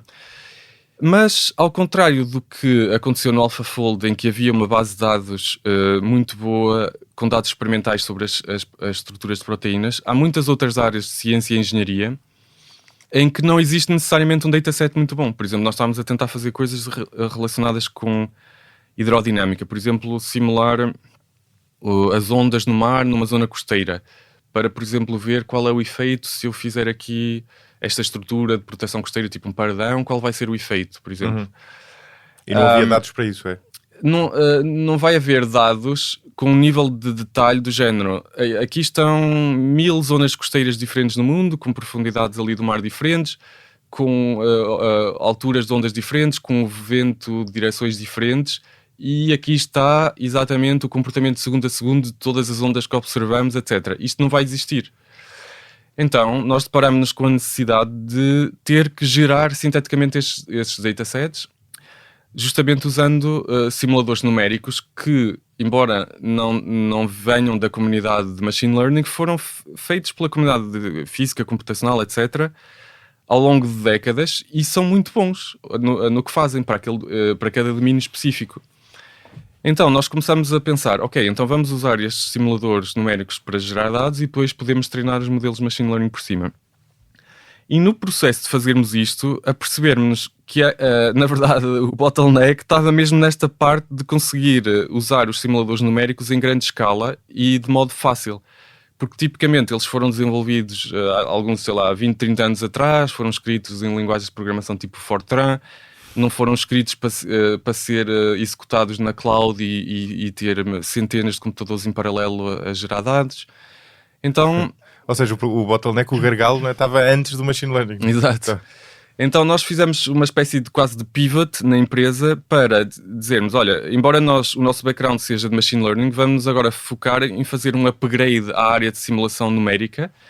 E então o que nós estamos a fazer é uma plataforma em que vamos integrando dezenas destes simuladores, desde dinâmica de fluidos, de moléculas, simular combustão, simular materiais, simular proteínas, etc., que tipicamente é software open source, feito por universidades e pelo mundo fora, e que as licenças permitem que ser usado tanto para fins académicos como comerciais.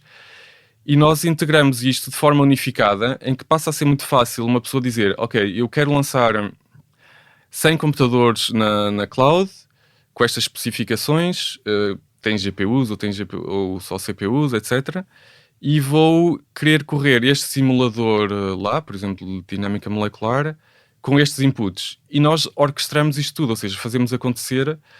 O utilizador, que neste caso é um cientista ou engenheiro, tem que escrever basicamente, sei lá, 10 linhas de código em Python, ou seja, uma coisa muito simples.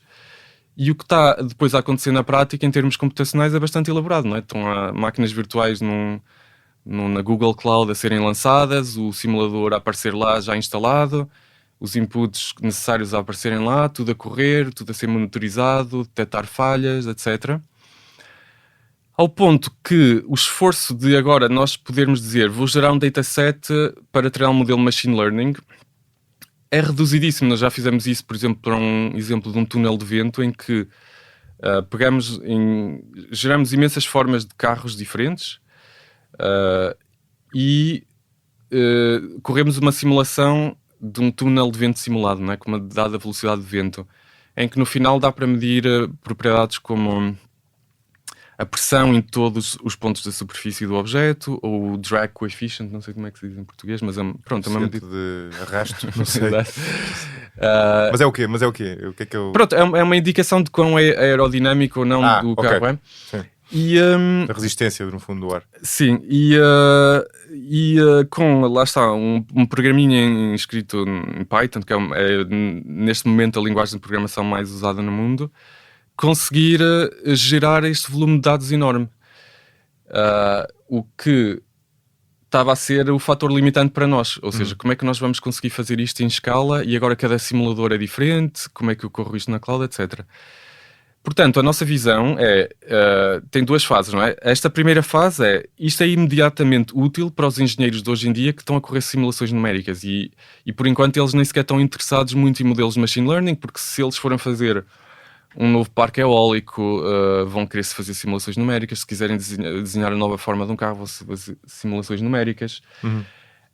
Então, o estado do mundo ainda na indústria é correr simulações numéricas e com boa precisão e correr muitas destas simulações. Então é aí que nós já estamos diretamente a ajudar. Vocês estão a resolver um problema ainda do paradigma anterior, não é? Que no fundo perceberam que ainda não estava resolvido. Não é? Que ainda não estava bem resolvido com o nível de conveniência que a comunidade de machine learning já tinha, porque as ferramentas de software tipo PyTorch, TensorFlow, são muito mais modernas e muito mais fáceis de usar. Ou seja, as bibliotecas de software que são usadas para treinar redes neuronais são bastante sofisticadas e bastante fáceis de usar.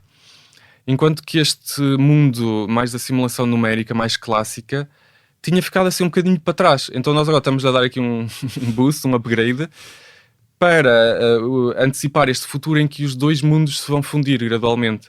Ou seja, vamos gerar muitos dados de simulação numérica e treinar modelos de machine learning, e às vezes os próprios modelos de machine learning vão ser incorporados de novo na simulação numérica. Por exemplo, um exemplo pode ser de dinâmica molecular. Quando se está a simular o que é que vai acontecer no próximo instante a cada átomo, tem que se calcular ali as forças que cada átomo está a sentir em função dos seus vizinhos. Mas, de novo, tipicamente se fazem simplificações e ignoram-se os tais efeitos quânticos, ou basicamente ignora-se as posições dos eletrões. É como se os eletrões não fosse só ali uma média, tivesse a ser ignorada.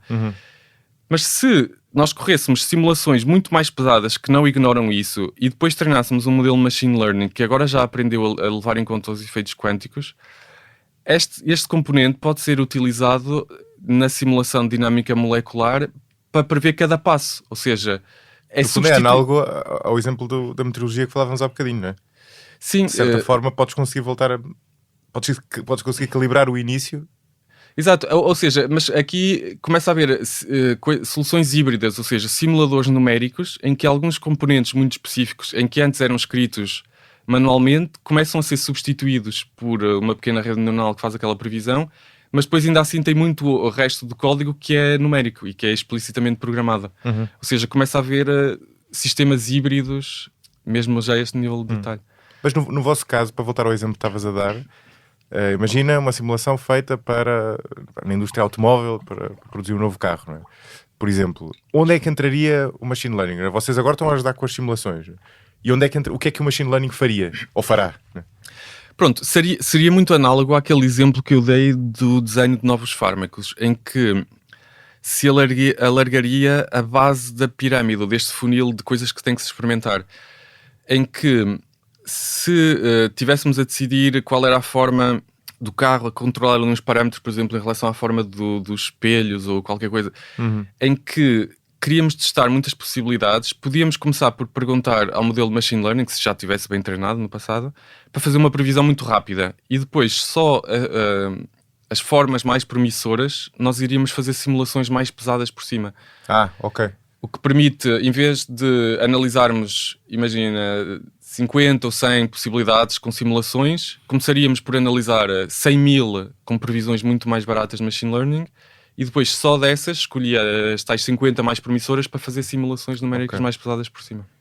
E essas possibilidades teriam que ver, por exemplo, no caso do espelho, tinha que ver com os vários ângulos das várias faces, não é? No fundo do espelho.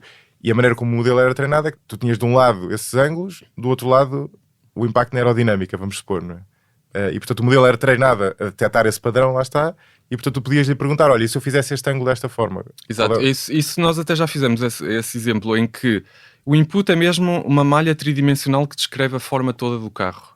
É tipo aquele, não sei, na comunidade de computação gráfica vê-se às vezes aqueles triângulozinhos, não é? Quando tu removes a textura assim do objeto, vês que está representado por pequenas superfícies triangulares os triângulos ligados uns aos outros. É uma malha tridimensional. Isso é o input para o modelo e ele prevê, por exemplo, esse coeficiente, drag coefficient. E essa previsão pode ser feita depois de ter sido treinado, que pode ser computacionalmente pesado, mas a partir do momento em que está treinado, depois para uma nova previsão pode ser feita, por exemplo, em 50 milissegundos. Enquanto correr uma simulação, podia ser 1 hora ou mais. Ou seja, pode ser... Já estou a perceber, sim. Que até permite, em alguns casos, teres muito mais interatividade para o engenheiro. Ou seja, quase tens a previsão instantânea. Podias estar a editar numa interface gráfica a forma do carro e tens a previsão quase instantânea. O feedback sem ter que esperar, não é? 1 hora pela simulação. Quando chegas a esse regime de teres previsões tão rápidas, até permite isto. É real time, previsões em tempo real para o engenheiro. É muito mais eficiente. Lá Sim, está. Não é? Muito mais eficiente. Que interessante isso. E diz uma coisa, uma pergunta relacionada. Qual é o impacto que poderá ter a computação quântica no meio disto tudo? Sim, computação quântica podia ter o impacto sobretudo na simulação de coisas que envolvem estas escalas pequenas, ou seja, moléculas, tudo que tem a ver com simulação de materiais ou essas pequenas biomoléculas orgânicas podiam beneficiar de computação quântica. Já agora explica, te faz sentido começar por aí, não é? Qual é o potencial dos computadores quânticos face à computação clássica, não é? Que nós temos hoje disponível? Pronto, de novo, a ressalva... O que é que eles podem mudar? Isto é uma área enorme da qual eu nunca fui investigador nem nada, mas o que sabe da realidade física é que existem estes... É que ao mais baixo nível da matéria, não é? A mais pequena escala, é governado pelas leis da física quântica, em que cada partícula é representado por esta função de onda, ou seja, não estamos a assumir que tem uma posição, uma velocidade fixa, existe uma distribuição de probabilidades onde é que ela pode estar. E se isto tiver que ser modelado por computação clássica, de novo torna-se um processo computacional muito pesado. Mas se tivesse ser diretamente modelado por um computador quântico em que o modo como ele opera já é exatamente o mesmo que governa as leis da matéria, ele basicamente não tem que estar a simular isto, comporta-se diretamente como a realidade. Portanto, é como se na prática ele estivesse a analisar muitas possibilidades em paralelo e em termos teóricos computacionais ainda não está também provado que haja coisas fundamentais que o computador quântico possa fazer e que seja realmente impossível um clássico não fazer. Ainda não há certeza. Existem alguns algoritmos, tipo Groves algoritmo para procurar um item numa lista, etc., ou para a fatorização de primos, em que os computadores quânticos, já se sabe que existem algoritmos quânticos que são melhores do que o melhor conhecido clássico, mas ainda não é evidente que nunca pudesse haver um clássico que o fizesse. Mas eles são diferentes em quê? Desculpa, ou seja, é até uma pergunta básica, mas faz sentido começar por aí, não é? Em que é que um computador quântico ou um sistema quântico é superior a um clássico? É assim, é que pronto, eu não sei se consigo explicar isto bem, eu não sou da área, ainda por cima explicar de modo acessível é complicado, mas é assim, num sistema quântico tens tipicamente duas fases, uma em que o sistema está a evoluir sem estares a medir, sem estares a fazer uma medição, e tens uma altura em que fazes uma medição e é o que eles chamam o colapso da função de onda, ou seja, agora extraíste esta medição. Esta parte de deixares o sistema evoluir sem estás a interferir com ele, sem estás a medir, na prática é como se estivesse a explorar imensos mundos em paralelo ao mesmo tempo. E depois no final fazes uma medição e aquilo tipo colapsa num mundo que tu vais observar.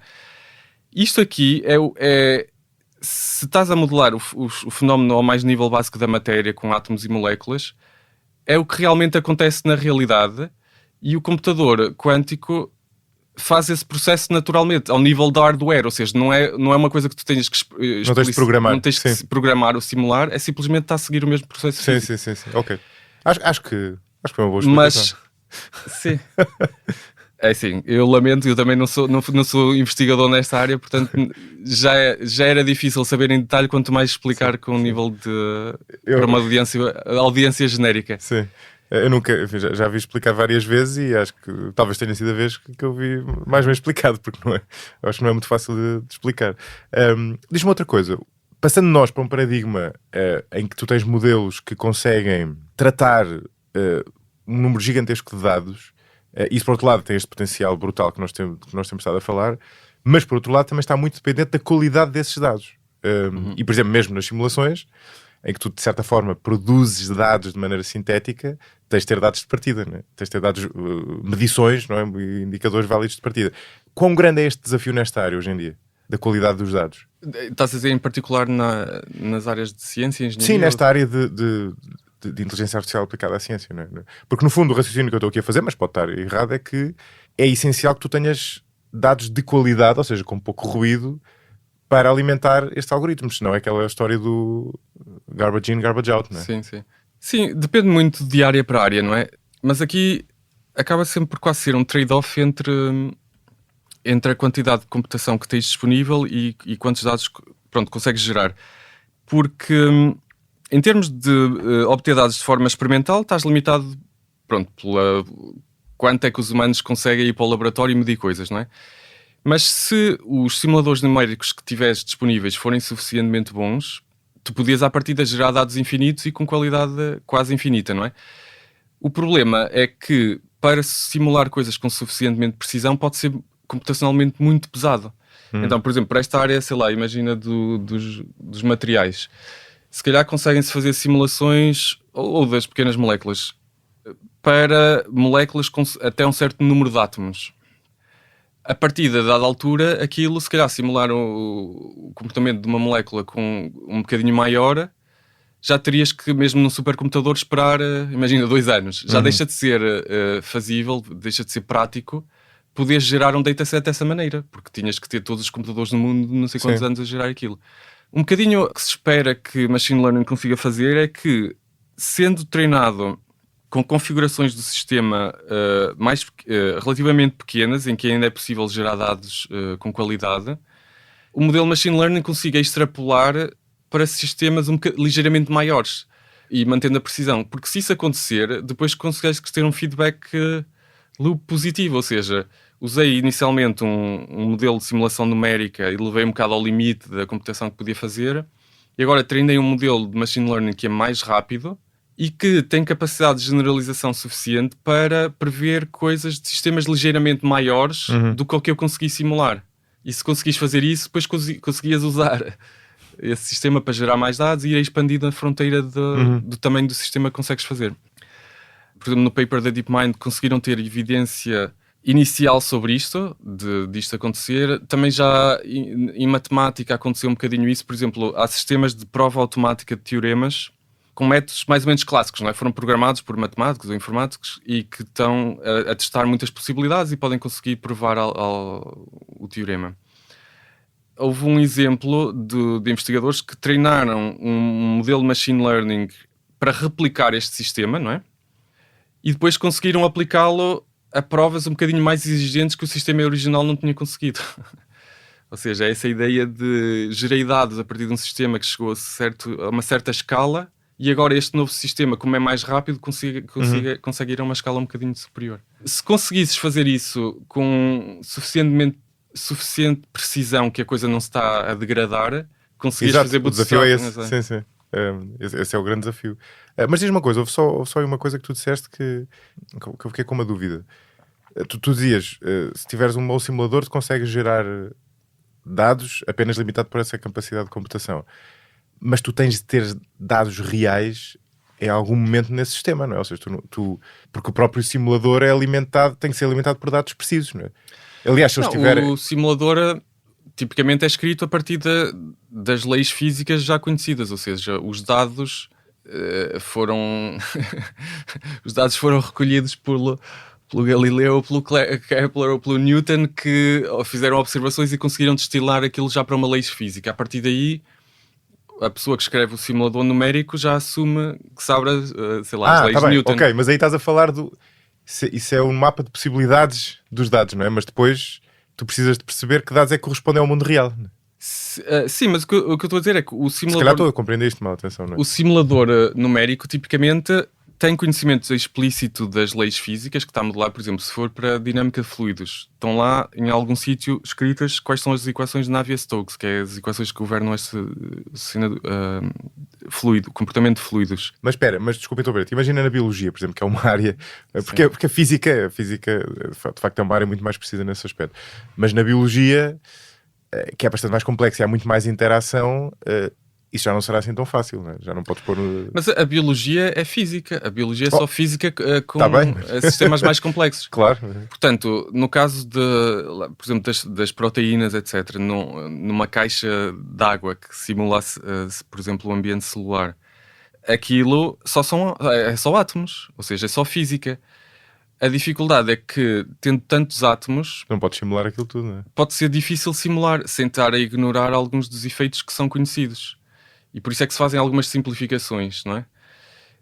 Mas, em teoria, se tivéssemos poder computacional ilimitado, podia-se simular uma proteína a partir de primeiros princípios. Regras da mecânica quântica. E uma célula também? E uma célula. Quer dizer, assumindo que... Mas o problema é que tu ainda não conheces completamente o funcionamento da célula, não é? Funcionamento não. Tinhas de conseguir... ter o snapshot, ou seja, saber inicialmente todos os átomos que compõem essa célula. Se conseguir, para moléculas... Mas isso requer uma boa medição, lá está. Não é? Sim, mas para uma proteína não precisas, porque sabes todos os átomos que fazem parte de cada aminoácido e tens lá a informação toda. Só tens que simular um bocadinho o ambiente celular, pondo moléculas de água e ter o nível certo de pH e coisas do género. Mas uma célula, em teoria, seria só um sistema igual a esse, mas muito maior, com muito mais coisas lá dentro. E depois, se tivesses poder computacional infinito, podias simular isso a partir de regras fundamentais da física sem... Claro, mas é isso, ou seja, é um sistema muito maior e tu tinhas de conseguir tê-lo todo bem medido, não é? E, por exemplo, no caso das células, é uma estrutura muito mais complexa do que parece. Hoje em dia fala-se até muito de DNA e mais recentemente de RNA, mas na verdade a célula é muito mais complexa do que isso. E há uma série de coisas que nós nem compreendemos ainda bem, né? Sim, mas o que nós não compreendemos, lá está, é o nível de abstração já mais elevado, mas o que realmente está a passar por baixo, que é só física, nós percebemos. Ou seja, mas é o nível de abstração mais elevado que nos interessa para os processos biológicos. Exato, é por isso que eu digo que acaba sempre por ser uma questão computacional, porque o que está mesmo por baixo, no nível mais fundamental, está percebido. O problema é que chega-se a sistemas que são tão grandes e tão complexos, já não conseguimos simular, e então tem que se começar a fazer, às vezes, simplificações na nossa modelação, não é? Mas isso também é saber quais as simplificações que podes fazer, é em si mesmo esse trabalho, esse progresso de conhecimento, não é? Porque tu precisas de perceber onde é que simplificações é que podes fazer sem grande erro, ou até quase sem erro nenhum, ou seja, com erros que depois se cancelam mutuamente, e outras simplificaçis podem ser fatais, não é? Que é o que acontece muitas vezes. Exato, mesmo na física já é assim, não é? Porque, lá está, dinâmica de fluidos, ou hidrodinâmica, simular o comportamento da água ou do ar. Em teoria é tudo na mesma átomos, podia-se fazer tudo a partir de física quântica, só que é muito mais eficiente dizer, olha, aqui estes efeitos quânticos são negligíveis, isto é um fluido, é compressível ou não, e usar regras muito mais básicas, quase de mecânica clássica, não é? para modelar aquele comportamento macro, porque a pessoa não se interessa de se aquela moléculazinha de água está mais à direita ou à esquerda, uma pessoa só se interessa pelos comportamentos a uma escala muito mais elevada. E, portanto, mesmo na física, às vezes já são só níveis de abstração diferentes, não é? E então, quando se passa para química, pronto, passa-se a falar de sistemas que têm um certo número de átomos e como é que eles interagem. E biologia são moléculas ainda maior, não é? E como é que elas interagem. E a cada nível, tipicamente, para fazer algo útil e pragmático que se consiga calcular, vão-se fazendo algumas simplificações, algumas assumptions, alguns pressupostos que nem sempre são verdade. Mas pode ser possível que, até com a ajuda destes métodos de machine learning, se consiga fazer isso, que é aprender modelos a partir das coisas mais básicas, e o que se passa para cima já foi aprendido a partir das regras fundamentais e já não envolveu tantos pressupostos ou tantas regras, tantas heurísticas humanas. Sim, esse é um ponto interessante. Sim, consegues, no fundo, tratar o problema de uma base mais segura, né, e potencialmente um nível abaixo. Que interessante. Olha, para terminar, quero-te fazer uma pergunta que eu costumo fazer neste tipo de episódios, que é... este tipo de episódios em que estamos a falar de ciência e de áreas em que tem havido um progresso muito recente, e o que é engraçado aqui é quase tudo isto que nós estivemos a falar nesta conversa são desenvolvimentos com anos, com muito poucos anos. Aliás, o AlphaFold que tu tiveste envolvido, o paper foi de 2020, salvo erro, e o projeto, como tu dizias há bocadinho, começou em 2016, não é? Exatamente. Portanto, isto é tudo muito recente, tudo com menos de 10 anos. E, portanto, imagina que nós voltávamos aqui daqui a 10 anos para falar, e estaríamos a falar dos desenvolvimentos que houve entretanto, não é? Dos progressos que houve entretanto. Que palpite é que tu consegues dar em relação àquilo de que estaremos a falar daqui a 10 anos? De que é que nós, daqui a 10 anos, estaremos a falar a nível de inteligência artificial e machine learning em particular na ciência? Né? Que progresso é que vai haver? É a questão dos materiais, é a questão da meteorologia, é a questão da compreensão do funcionamento da nossa biologia, é a questão dos fármacos? São outras áreas que nem sequer estão aqui, se calhar, sei lá, neurociências, por exemplo. O que é que tu achas que vem aí nos próximos 10 anos? Sim, é sempre difícil extrapolar, mas eu acho que se nota que o progresso parece estar a acelerar, não é? Parece estar a acontecer a um ritmo até surpreendentemente elevado, mesmo para gente da comunidade, não é? Eu penso que estes grandes grupos de investigação, por exemplo, da Google DeepMind, e em particular o grupo de Science da DeepMind, tendem a focar-se nestes problemas que eles chamam root node problems, ou seja, aqueles que são tão fundamentais que, se houver progresso nesse problema, vai despoltar muito mais progresso em coisas que se constroem por cima deles. Exato. Portanto, é por isso que eles estão a trabalhar nestas coisas de desenho de novos materiais, no desenho de novos fármacos, em problemas também ligados a matemática e raciocínio. Portanto, eu aí acho que vai sem dúvida haver progresso. Mas algumas coisas são imprevisíveis. A história da inteligência artificial tem sido assim um bocadinho engraçada, porque mesmo até há 5 anos atrás acreditava-se muito que o progresso vinha através de Deep Reinforcement Learning, ou seja, agentes embebidos e interagindo com um ambiente, por exemplo um jogo, e que gradualmente iria ter mais regras físicas e que a inteligência surgiria deste quase embodiment, ou seja, de ter a interação com o mundo físico cada vez mais realístico. E, na verdade, estes modelos de linguagem natural acabaram por ser... Sim, têm zero interação com o mundo físico. Têm zero interação com o mundo físico e acabaram por conseguir perceber intuitivamente alguma da realidade física só através de processar texto, o que foi bastante surpreendente. Ainda no outro dia estava a ouvir uma entrevista do Demis a sábios da DeepMind a falar sobre isso, em que um grande problema em aberto décadas atrás era o problema o grounding problem, que era quando se fizeram modelos simbólicos de inteligência artificial há, sei lá, 50 anos atrás, notou-se que estavam-se a programar ali regras lógicas e conceitos assim abstratos, mas depois aquilo era completamente desconexo da realidade física. Ou seja, o sistema podia estar a dizer um cão tem 4 patas, etc., mas nunca tinha visto a fotografia de um cão e não sabia o que é que aquilo queria dizer, era só manipular símbolos. Então não estava ground, ou seja, não havia uma ligação com a realidade.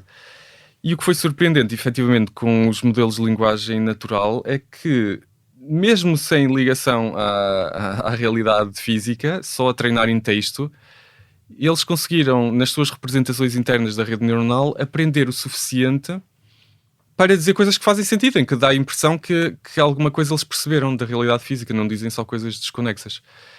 E agora, com a incorporação destes modelos mais multimodais, não é, em que dá para treinar com imagens, com vídeo, ao mesmo tempo que o texto, já começa a haver mais essa informação do grounding, não é? Porque já pode ser treinado de forma conjunta para falar do que é um cão e ao mesmo tempo também tem imagens de cães ou de vídeos de cães. Então começa a poder a rede neuronal aprender representações muito mais precisas e que conectam diferentes modalidades, não é? Sons, imagens, etc.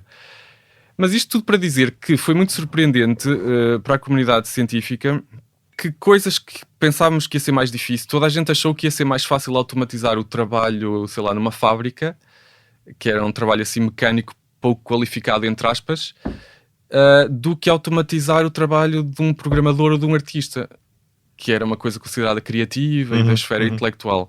E na verdade o que aconteceu foi que agora estas LLMs até estão a conseguir automatizar o trabalho dos programadores ou dos artistas criativos muito melhor do que os robôs que supostamente podiam fazer o nosso trabalho pouco qualificado. Então há sempre um bocadinho estas surpresas.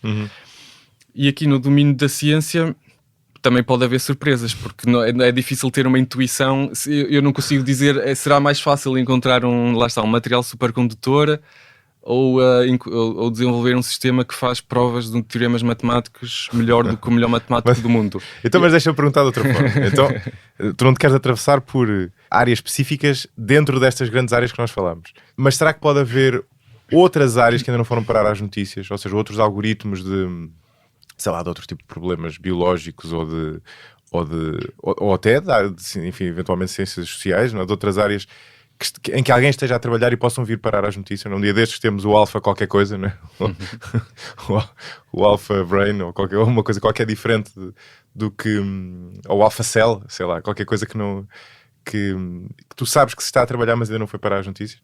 Não tenho assim especialmente inside info, mas esse exemplo que deste do Alpha Cell é um exemplo, digamos, público da Isomorphic Labs, que é esta spin-off da DeepMind, em que eles têm a ambição de conseguir modelar basicamente ao nível de uma célula, ou seja, passar do nível de modelar simplesmente uma proteína e pequenas interações com outras moléculas para conseguir simular uma célula inteira.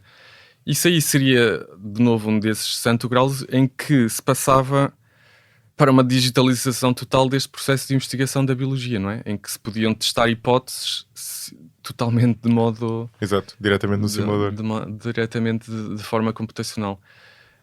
Eu não sei quanto tempo é que isso demorará. É um grande desafio. 10 anos, talvez 10 anos. Logo vemos, 2035, cá estaremos para ver isso. Hugo, obrigado, foi Obrigado eu, José. Uma conversa desafiante, mas esta é uma área muito interessante. Para mim também não é sempre fácil tentar comunicar de forma clara e para uma audiência alargada, não é? Que é a audiência do teu podcast, alguns destes conceitos, mas espero que tenha conseguido. Estão habituados a ser desafiados. Olha, obrigado. Este episódio teve a sonoplastia de João Ribeiro. Ouça e veja outros podcasts em expresso.pt e veja como seguir o 45 graus em josemariapimentel.pt. Até ao próximo episódio.